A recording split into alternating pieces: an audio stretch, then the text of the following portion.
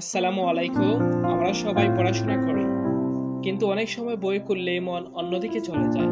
Facebook, mobile, game সবকিছুতে মন থাকে, কিন্তু বইয়ের দিকে মন থাকে না। আজকের ভিডিওতে আমরা শিখব কিভাবে পড়াশোনায় মনোযোগ ধরে রাখা যায়। সবার প্রথমে আমাদের জানতে হবে কেন মনোযোগ ধরে রাখা যায় না।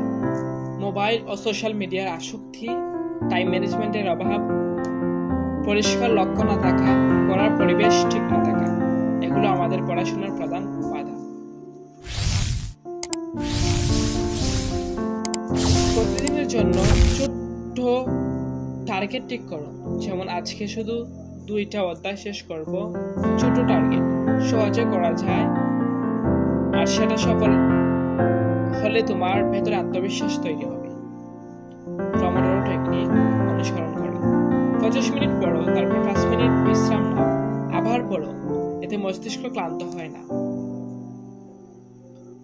যা পড়ছো সেটা নিজের ভাষায় নোট বানাও, এতে মনে ভালো থাকবে এবং পরীক্ষায় লিখলেও সহজ হবে। পড়ার সময় মোবাইল এয়ারপ্লেন মোডে রাখো।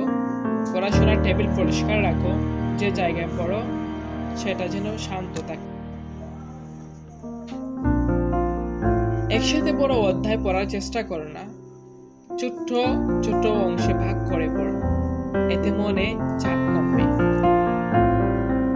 মনে রেখো, পড়াশোনায় শুধু পরীক্ষার জন্য নয়, এটা তোমার ভবিষ্যৎ গড়বে। যারা সফল হয়েছে তারা সবাই পড়াশোনাকে গুরুত্ব দিয়েছে। কুরআনে আল্লাহ তাআলা বলেছেন, পড়ো তোমার প্রভুর নামে, যিনি সৃষ্টি করেছে। সূরা আল আলাক আয়াত 1। তাহলে বুঝতে পারছো, পড়াশোনা শুধু দুনিয়ার জন্য নয়, আখিরাতের জন্য অনেক গুরুত্বপূর্ণ।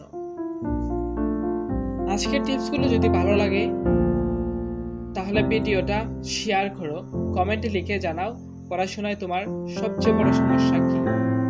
আর যদি তুমি নতুন হয়ে থাকো তাহলে